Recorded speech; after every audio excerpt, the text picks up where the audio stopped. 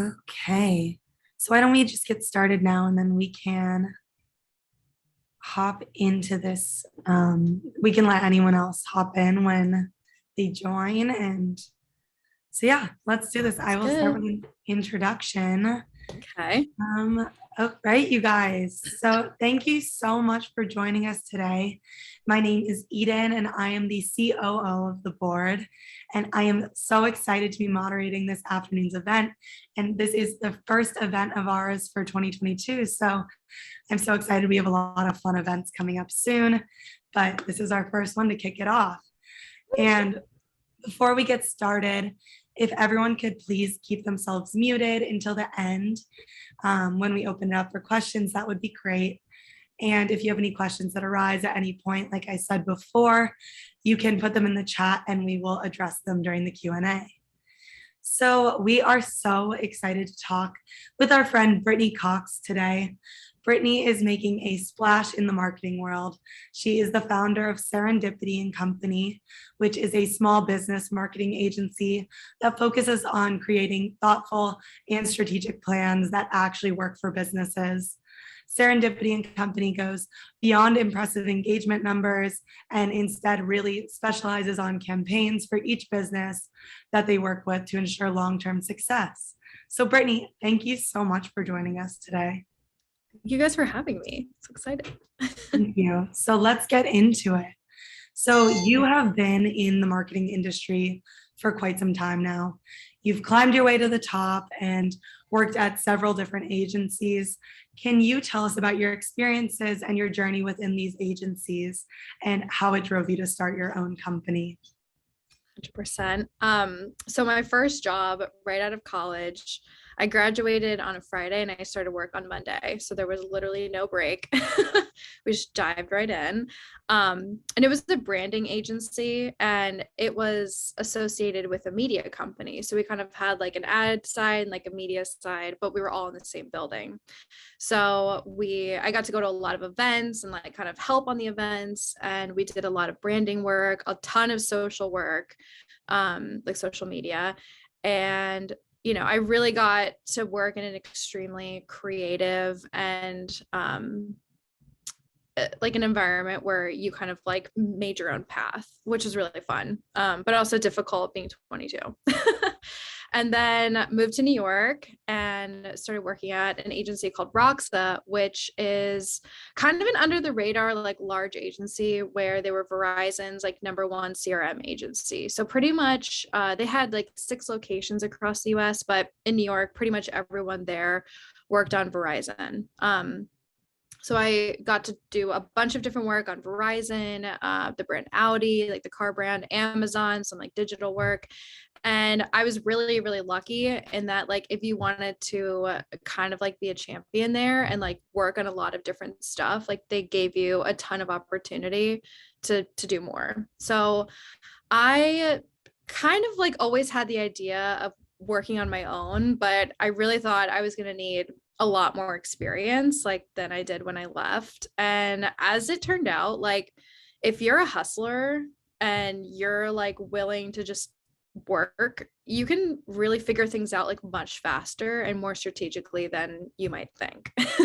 Not to say that you could like jump out of college and like start your own thing. Like I don't think it would work like that, but I think I worked for like 8 years before I left.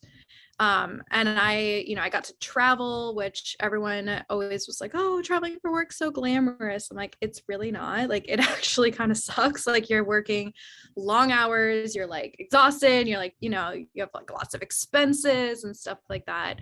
But I feel like everything that I did, I worked in like print, digital, a little TV and commercial. We did a lot of like out of home ads, which are like big billboards and stuff. So as a young person, I really got lucky with like being able to have so much experience on like a wide array of campaigns and media. And then the first, branding agency job, I got a lot of experience there with like understanding the metrics. And then, working at the agency I was at before I left, a lot of like random stuff that I didn't really think would come, into play until I left was like expenses and like budgeting and like understanding like tracking hours. And there's a lot of like random stuff that I feel like I learned that like are now kind of coming into play, like as I have people that are now working with me. So it's exciting. But the day that I decided to leave the job, it was kind of a weird, like when you decide to cut your hair, I'm like, I'm just gonna cut it. I'm gonna go for it. You know, it was like that same energy. And I actually like I'm very type A. So I had like a calendar of events like on this like chalkboard wall at my house. And I actually like wrote in the day that I was like quitting day. um, but yeah, I mean, it was a very amicable leave. They actually asked me to work like a month after I put in 2 weeks notice. They're like, well, you're not like leaving to go to another job. So can you just like work more? And I'm like, I guess I could work like 2 more weeks. um, but what was the question again? I think I strayed.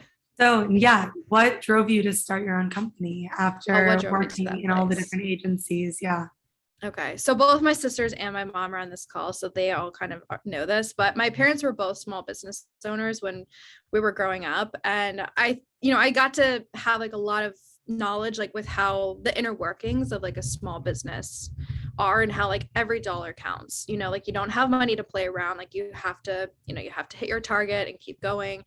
And so combined with like that passion for helping small businesses and then also like the bigger agency experience of like how to execute campaigns and like do it well, I was like, I could do this myself, like, and provide like a fresh angle and a wide variety of offerings, which a lot of people can't do because of like the breadth of knowledge that it takes. But that was the tipping point.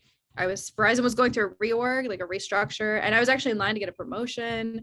It was going to be like a lot more money. And I was like, do I go down this path or this path? And I made a clean break. And it was scary. I'm sure. Yeah. Yeah. So that's awesome. We originally connected through one of your clients, Galasso by Rodolfo. If any of you guys went to our launch party in November, his cakes were there. They're beautiful cakes. He won Baking Impossible on Netflix.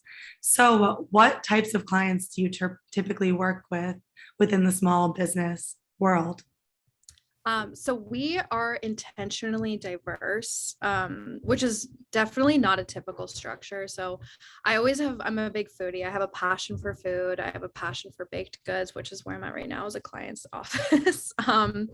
But we're very much intentionally diverse. So anything that is like new and exciting and challenging from a small business perspective, we find like it really doesn't matter what the product is because strategy is strategy and it really can just apply through so many different avenues. But we have a few like restaurant, like food and beverage clients. We have like a tech app client. Goloso by Rodolfo was like a short-term project where it was like only focused on launching like a brand kind of coming out of his like Netflix series, which was a really interesting project for us because it was very different. We have a client called Whack Jars, which is like a glass jar company. So it's like e-commerce. So it ranges from like brick and mortar to e-commerce to tech. Next up is fashion. That's what we want to get into next. So cool. And a lot of people are starting small businesses and side hustles, but other than posting on TikTok and making a website, they don't really know what other options are available to them. When you're working with new businesses, what's your advice of how someone should get started when advertising their products or services? I love this question. A lot of people put so much weight into Instagram and they're like, how is my Instagram performing? I need more followers, I need engagement. And I actually find that like after 10 plus years at this point of working in like marketing and advertising, that social media is like a blip on like the campaign like timeline, So we really try to shift the focus away from social just because like everyone's gut feeling is that like social will change my business. And like it absolutely can 1,000%. One of my clients, we really only focus on social because that is where they have, purchasing. But with most clients, it's kind of like few and far between of like what will really hit on social. And, most of the time we like to treat it like a lookbook. So We really develop like well-rounded campaigns, like between like email programs, like paid ads, working with influencers. Like Sarah on this call, we had like talked to her. She like came to like as an influencer, like an event that we had. So we like to hit multiple different targets to really have a campaign stick and hit whatever the client goal is. So going off of that, I know that you have worked with people in Bachelor Nation. I don't know if you want to talk about that, but someone like in Bachelor, the Bachelor, the Bachelorette versus someone who's looking to market their e-commerce business. Those are obviously two completely different kinds of ways to market a company. You can't do the same thing for both. Yeah. How do you strategize and what sorts of techniques do you use to specialize each campaign? So with kind of breaking this past year, one of our goals was to start managing like an influencer, and we kind of got lucky with how we got connected with Pilot Pete, but it was kind of like luck and also just a vibe, like we just kind of hit it off and we started talking and we presented ideas to him and he was like, okay, like I love this, like let's do it. And on like the brand side, like we were having these really big influencer campaigns that were hugely successful, like game changers for these businesses, like where they had to get their whole family like out there, like packing sets, like ready to go, and it was exciting. And we felt like the influencer specific agencies like that are managing them like drop the ball so often. I'm like, it doesn't have to be like that. It could be so much better and so much easier and like just more transparent. And so when we started working with Pilot Pete, that was like our main pillar, was just overall transparency and like coming at it from a different angle, which is kind of the same idea that we do with all of our projects. But with this one, I mean, I feel like you're just brokering deals, and a lot of the like success with influencers is just develop like relationship management, So we put a list together of brands that we felt aligned to his vision and, kind of where he wanted to take his brand to like the next steps, because he is a full-time pilot. So he can really only take on very special projects that he's excited about. And kind of like put those same strategies, like, but from a person's perspective versus the business perspective, and mesh those with what the business wanted to do. And I can't talk about the campaigns just yet, unfortunately. I wish I could. We were very close to like signing a contract, which would have been really cool to talk about. But we have two things in the works. One is a travel partnership, and then another one is like a fashion related partnership. And I can't really talk too much more about it, which I hate when people say that, but it's just too close signing, But it's the same strategy, the same kind of idea. It's like, how can you bring something to life on a large scale, and make it cool? That's awesome. So yeah, you guys have to follow Brittany's journey with Pilot Pete. I had no idea that Pilot Pete is actually a full-time pilot. He is a full-time pilot. He is retired. Very busy. His pilot Pete. I thought that just became his name because that's what he did, but I thought it was too. He had dropped that. That's awesome to know. That's really. He's a full-time pilot. This guy's hustling. Okay, he's out there. He's working. He works hard. He's always traveling. You love to hear that. So going off the bat, I mean, this might not be your favorite project, but what is one project that you're most proud of, whether it's something you're working on right now or something you did at your early stages of your company? That's a hard one. I think I'm just gonna pick the one that I was just referring to, because I think it was exciting because I put so much of my life like into this project that probably too much at the time, but it was an influencer collaboration box, and it was like the most lucrative and successful thing like that we have done. I mean, once we hit like the niche, I feel like the one thing about marketing is like finding the niche and then just like exploiting that, like going into it. Like with this client, it's very popular online. It's called Whack Jars, and the people love it. They love to can, they love to like make pickles and sourdough starter. And during the quarantine, like I started working with them right before COVID. And this is right when sourdough starters was like becoming like a massive situation. And, we were like, okay, all these people like to use the jars in this way. Let's partner with an influencer and make a special box. And we did like 3 of them, all very different types of people. And the one who was like very lifestyle oriented just like hit, like the audience just got it and they were excited about it and like they were supportive of it.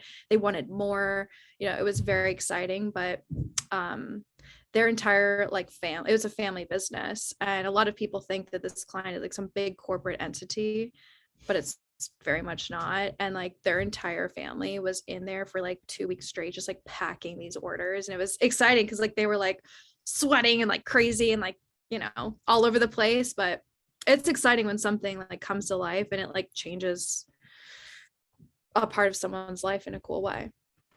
Right. Yeah. I mean, we know with our events with the board, when we're all working from home nowadays, whether we like it or not. But then when we actually get to see something come to life, it feels like it's all worth it, once you really get to see it. So that's really, I was actually really, with my entire family too when this was happening. We were on like a family vacation. I was like refreshing constantly the numbers. I was like, oh my god, oh my god, oh my, like it's it's kind of unbelievable. Like when something strikes, it's exciting. right, right. And you're like, you get to wow, see okay. Yes, absolutely. That's so exciting. So I know that a lot of our members at the board and those who are tuning in today are in the communications and marketing industry. What has been your biggest challenge, or what have been your biggest challenges, if you have more than one, that you've faced in starting your own agency? Or what is one thing that you wish you had known when you began your agency? Um, basically something that I found to be difficult is like on like I just like working. Like I just like being in the thick of work, rolling on my sleeves, getting it done, like brainstorming, like being creative and like it's like pushing myself. But also there's like a whole side of it is like running a business and like understanding the financials, and like it's kind of like difficult. And like I'm like, how do other people like do this? Like are they getting advice? Like are they, because you don't want to like expose yourself financially, but also you're like, I feel like I could maybe use like a second set of eyes on this. Like I'm married, so I have like another person, to like bounce stuff off of. But I think like that stuff's hard, is like understanding the business and like profitability. And, a lot of times you're paying people out like a certain kind of way, but it doesn't like reconcile right away. So you almost like don't know, like you have to make decisions like almost as like a best guess. And like there was a month where I like lost a few $1,000s and I was like, oh my God. Like I was devastated because it's like I made such a big mistake, but I didn't know it at the time what I was doing. I mean, afterwards I just took a total pause and was like, I have to figure out like what I did wrong, because I actually didn't know like how I messed up so severely. But it's just money. You can make it, you can lose it, gotta just keep going. Right. Right. And so, I mean, within every startup, even if it's an agency or a product, whatever it is, no matter what the industry is, a startup will always face challenges, like you were already saying, with losing money, gaining money, and just kind of finding a balance of what things work and what things don't work. What is one thing that your agency did that you didn't expect to happen? Like from a project perspective? In any way you want to answer it. Yeah, I mean, whether it was something like, oh, I didn't even think that we were going to work with something that big or that sort of product or that sort of person, whatever it is, like just something that you would have never seen happen in Serendipity and Company. Okay, so I like the thought of hiring people to like support projects like was always like in my mind. I was like, okay, like maybe when I get my billings to this level, like then we would justify a person, right? But it doesn't kind of work like that. Like it came slowly with like hiring people. Like first I hired like a copywriter because there was a lot of like stuff, and I felt like I was spreading myself too thin. And then I hired like an art director because I was like designing everything, and then I brought in like another person to help with that. And then I had like another person who was an account coordinator who kind of came in and then like helped streamline like all account related stuff. But I guess like, I don't know if I'm answering this question right, but like kind of getting to that point of like now I'm like thinking in my head, I'm like, I need to hire a full-time person like somewhat soon, like in probably 2 months. But like how to do that, I don't know. Like legally, I don't know like what the steps are, you know? So I guess like trying to figure out, someone recently said a quote to me. It was one of my friends, like send it to me, and they're like, running a small business is like trying to operate a plane while it's flying. You know, you're like, there's no option to fail. You just have to figure it out and keep going.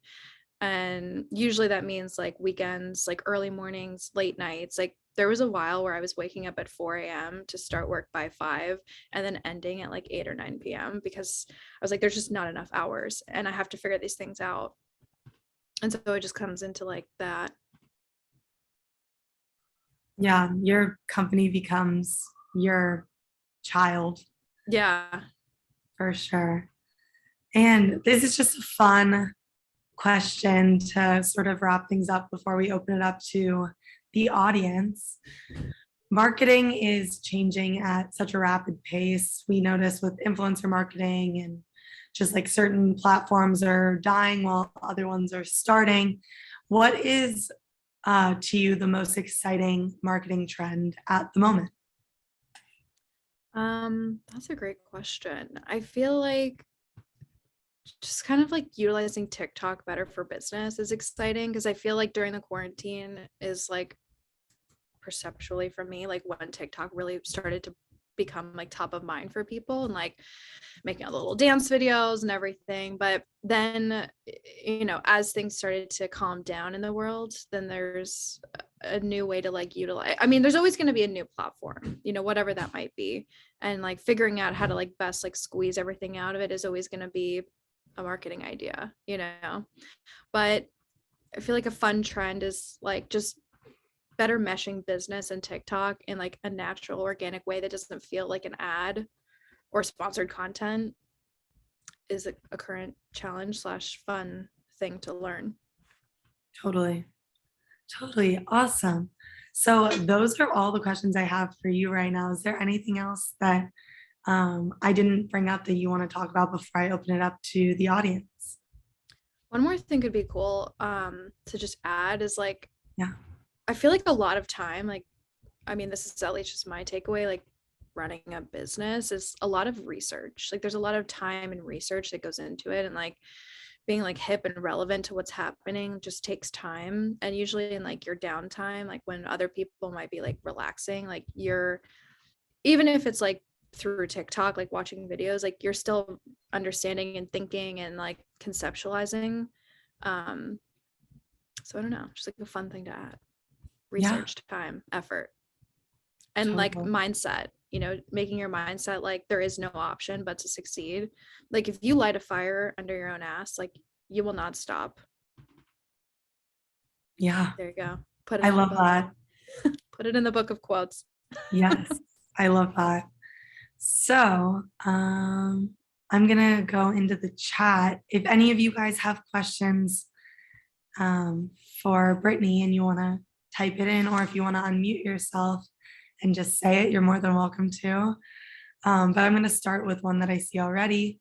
So it seems like there is a common theme with influencer agencies. They just can't handle contracts and don't really help your career much or have creative ideas. How should someone evaluate whether or not they can trust an agency? That's a great question. And I struggle with this every day because I'm on both sides of it, you know, working with the influencer agencies and like also Pilot Pete, you know, who's like our token influencer that we're learning how to manage. Yeah. But I don't know. I mean, I've been lied to like so many times now, like with these types of things that it's really difficult, you know. And I think like having a series of like things that in a very chill way you like extract before you consider working with them. Like a lot of times conversion is like a metric with an influencer. Like we don't care. Some brands like just don't care about brand awareness. Like that's not going to move the needle for them. Like paying $5,000 for brand awareness, like is out of budget. Like they can only afford it if it will convert. And that's something that like, I feel like all influencers in a certain space, like if they're charging that much, they should bring the value too, especially like knowing that a lot of these brands like have diluted like the influencer marketing pay structure. Where like if you're Lululemon, like you can afford to pay, and you know that like the brand awareness will convert for you. But a lot of like these niche, like local small businesses, like that, it just doesn't make sense like to pay vast amount of money. So how to evaluate one, like honestly, I think it's a vibe. If you can meet them in person, I would meet them in person and like read them. You can tell a lot about someone when you meet them. And having the video on, because I feel like a lot of these people, had I put the video on and like really got to know them, I would have seen that they were BSing me maybe. And luckily it got to like the point where I was like, all right, now I'm just getting bad vibes about this whole situation. And like they were being evasive about a lot of basic questions like, oh, where's this person's audience base? Like I was on a call yesterday with 6 different influencer agencies because a client has this initiative that we have to fulfill, right? And they have budget. So we were on a call and this guy was just like, I don't know, he was just being kind of evasive about questions. I was like, where's this person's like audience located? And he was like, oh, I don't like, Instagram doesn't give that information anymore. I was like, oh, it does. And I walked him through. I was like, can you go to this person's profile and I'll show you how to get there? And he was like, oh, well, it's a small percentage. Like, I don't know if these numbers are right. I was like, well, what is it? Like, why won't you tell me? It's not going to help us if you can't tell me. We're not going to work with you. I think just asking like standard questions, like that seem straightforward, like really having like 10 questions or so that you're asking them. I don't know. It's something I struggle with all the time though. How to know when someone's lying to you 101. And if anyone has a recommendation for an influencer agency that they love, please send it my way. We're looking. And have you, I guess, I mean, you've been working, sorry, there's an ambulance, but you have been working through the pandemic, through beforehand, you've been in this world for a long time. Have you ever had to handle a social media crisis? Oh gosh, I'm sorry for the loud noise. But have you handled a social media crisis? And if so, how did you manage it? And if not, how do you think you would manage it? So we haven't really had too many social media crises, like crises. I don't know, crises. Luckily, I mean, there's always going to be haters and there's always going to be people complaining and about something and like saying that get the Karens out there like talking trash, but I wouldn't say too many crises in general. But the haters, sometimes people just want to be heard. And I feel like with any situation, it's usually just like listening, responding, like making them feel that you're like on the ball with whatever the situation is. Luckily, like we're very involved like with these clients. So there's nothing ever gets to the point of crisis, I would say. But we did have a Hamptons party over the summer that pretty much faced every possible obstacle. Like there was a hurricane, there was like just so many things like working against us and like making decisions about COVID and like, should we cancel it like due to transportation? Like there was so many things that went into it. And like ultimately we decided that it was still okay to do it. And the party was a blast. Like everyone had a great time, but like from our perspective, like not so much like a social crisis, but like a personal crisis. Like it was a lot of decision making like falls on you and you can't like not have an opinion, So I guess, Right. yeah. I don't know if that was helpful. Yeah. Yeah. And does anybody else have any questions that they want to add? You are more than welcome to just unmute yourself and talk okay, I found one in the chat. So I will read this. So hello, I am an architect and I feel like my whole life encompasses around my career and it's really niche. I tend to fall out of the loop with social media trends and want to make sure I don't lose contacts. as someone who is not focused on marketing, how can I make sure I'm not falling behind? That's a great question.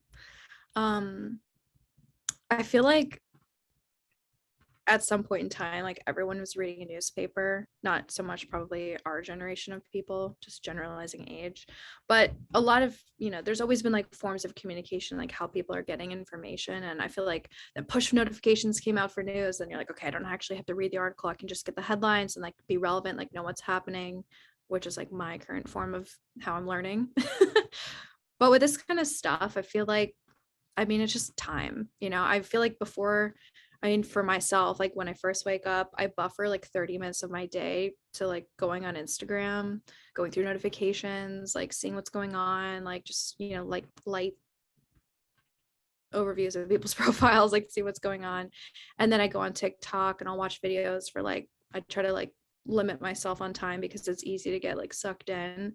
But when I first wake up and before I go to sleep, I usually buffer like 20 to 30 minutes of just watch time. And I feel like that's really all you need, especially like if you don't go on that often, the algorithm will kind of put everything relevant in your feed right away. So you think TikTok's a really good way to just keep like I think so. I think keeping TikTok rolling is, with the trend? it's light, it's easy, after a busy, like long day. I mean, my days are strenuous, I don't even want to think about reading something, but watching a video or like seeing what's up, like seeing the hashtags that these people use, I'm like, wait, what is this? Like, I actually found out that Bob Saget died like from TikTok, like that's like a like where I'm kind of so ingrained is like seeing these things on different platforms, like first thing in the morning and right before I go to sleep. Yeah, I think that's a great tip, and something that's useful for someone who's a student or post grad or even just a young professional working or someone who wants to just stay in the know. 20 to 30 minutes a day on Yeah. TikTok or and reading the headlines. Yeah. Hey, Skimming. Brittany, I have actually one more question. Okay. Like as you know, starting up your own business, I think one of the scariest things at first, and what we certainly went through as well, I think any new business goes through, is how do you kind of get from point A to point B as far as like your first few clients? You know what I mean? Because especially when you start out as a marketing agency, I feel like you have to establish trust, right? You have to establish legitimacy. And when I talk to people who are trying to start their side hustles or their businesses, they freak out about feeling like, oh, I'm not legitimate enough. I don't have like a website. And they feel like, why would any person trust me with this responsibility? Especially when you're like in your 20s, you feel, and if you're dealing with like older clients, you feel like, why would they actually want to entrust all of this to me and give me money for this? How did you go from like 0 clients to actually having like really awesome legitimate clients who are like well known, they're on television? And how did you deal with like that? Did you have any imposter syndrome around that, and how did you overcome that? It's a really great question. Yeah, I think so. Like charging people money for like your ideas is a really weird concept and like scary because even right now in this call, I feel like, God, am I qualified to like be answering these questions? Like, should anyone listen to me? I don't know. But I feel like a lot of I feel like the thought of gatekeeping is like becoming even more popular right now, especially on TikTok. But I felt like people that I first started talking to, like, because I don't really know that many people, even now, like doing what I'm doing, like at this age, like they're either older in like a more advanced situation or like they're just doing social and like they're kind of just not like thinking the same things that I'm thinking. But I feel like it's been like, I think it would have been better like if I had friends doing this or like people that I knew, because then I could have probably been asking some questions, and people that I did know that were doing similar stuff and I asked questions, like they were giving me very vague answers. And I feel like it's just like we were in no competition to each other. And it was like I was still working at the agency full time. But I'm very like type A and extroverted. So I think that helps. You kind of have to have a personality to like and a confidence level to like be able to do it. And I think in the beginning the confidence was low, and then like as time has gone on and I'm like, okay, well, I've done this before and like I know that this will work, and all right, we tried that didn't work, like maybe if we tried it like this. I think just time, you know, and also working at an agency where we were just volume pumping out all different types of work. Like, I mean, we had like BuzzFeed banners going up on Black Friday. Like I've done like cool things like to where I know how, like I know the steps to take to do them, but then when you're doing it on your own, it's scary because like you can't fail, you know, and if you fail, like that just means you're losing that client because they're probably not going to want to work with you if you like did them dirty, you know, even if it was unintentional. So I find that like really putting in the time, like I feel like I'm always behind, you know, like in my head I'm like, okay, I have to like figure this out, I have to figure this out, like I have to think about that, because like it takes research and time to figure these things out, and like not, you can't fail, you know, if you want to do it seriously. Like you really, there's always going to be a learning curve like with experience, and I think like taking on projects like at a lower rate until you're comfortable doing bigger and more serious projects is helpful, you know, because if you charge them a low rate and you like explain like, okay, I've done stuff like this, I haven't done it 100% myself, but I want to do it, usually people are agreeable to that because they're saving money, they're taking a little bit of a chance, but they don't really have to like be so invested that it's like financially terrible for them, like should it fail. But there have been some projects that I took on that were above my level for sure, and I learned so much from those experiences because I'm like, but again, like I did charge a lower rate because I was not comfortable like doing more. And yeah, I think I'm going off topic, but So essentially, like, it's okay to like fake it till you make it a bit. And like, I always tell people, yeah, like, just do it, you know, not to like quote Nike, but like, it's a really good slogan, honestly. You yeah, have to just jump into the deep end, and then you sort of like figure out how to swim once you're in the pool. And yeah, I mean, I think if you're really meant to do something, the right answers come to you, the right people come to you just yeah. by putting out that energy. And then hopefully you figure it out. And if you don't, then it's like back to the 9 to 5, right? Yeah, I mean, for me, I will never work at a corporate job ever again. That's just not going to be something I'll do. Like, I will stay up 48 hours in a row, like finding new businesses to reach out to, like if that's what it takes. Like, I would never go back. You know, after doing this, I'm like, there's just no way, no way in hell. That's But yeah, I think, I think fake it till you make it to a degree, but you also have to like put in a lot of time to figure out like what are the steps that other people are taking to do these things, and like how are they doing it successfully, and like entering new markets too. Like, you know, we have a client that's expanding to Miami, and like this has been a challenge, you know, like understanding like the visual landscape of a different area that's not New York, and how does that work, and what do the people expect there, and how are the influencers different, and like, you know, I think there's always a learning curve like all the time. And I feel like I was just telling a friend the other day, I'm like, I feel like my entire life is a learning curve. Like, when is it like just like the stride come in? You know, I don't know yet, but I think we still have a ways to go. You know, I can't believe like what I've done in almost 3 years. And I'm like, what is 3, 5, 10? What does 10 years in my life look like now? Like, who knows? You know, hopefully it's like running anthropology. I don't know, but from a brand perspective. Yeah, that's a great way to wrap things up. If anyone has any more questions, I think we'll answer one more in the chat if you have one. Otherwise, we will start to wrap things up. So we'll just give it a few seconds if someone wants to chat something in or say something.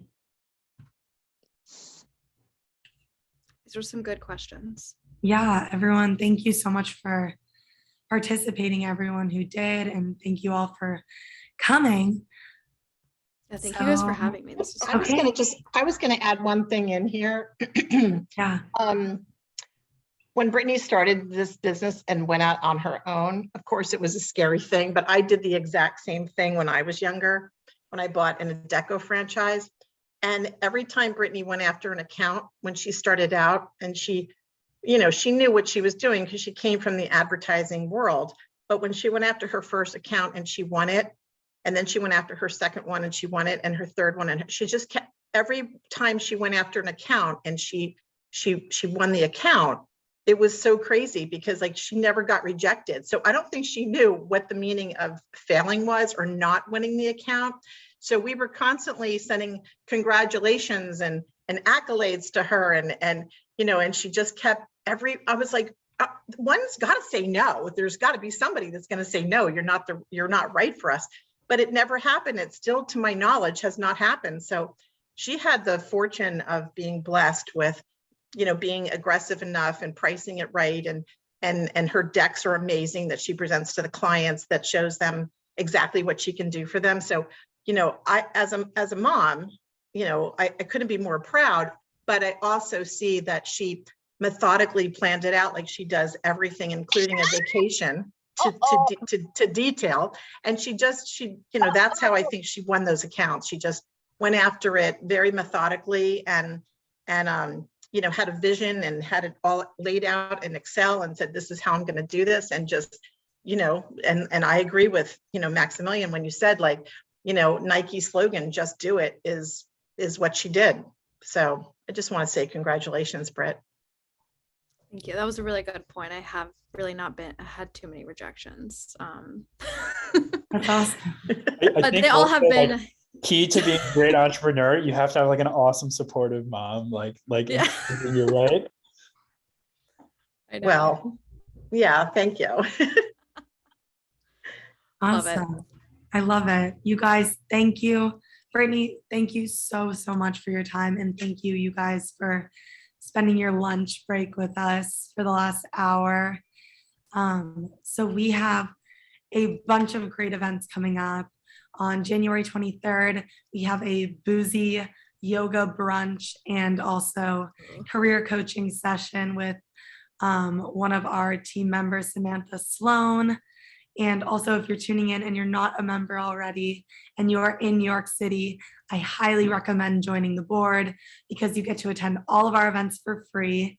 And you can sign up at theboardnyc.com. Also, if you joined this event late and you want to tune in from the beginning, we will have this up on our website as well, theboardnyc.com. Thank you again so much for joining us, Brittany. Another serious round of applause. Thank you so much. Thank you guys for having all of you guys me. enjoy the rest of your day. Also, Stay warm. I just want to say we're going to have a ton of February and March events that are going to be posted really soon. I know we only have our January event posted right now, but those are all coming up really soon, and we're really excited to see you guys in person again. Yes, we are making everything COVID safe and we're taking every precaution we can, but we are also very excited to see you all in person for our next events. Yeah.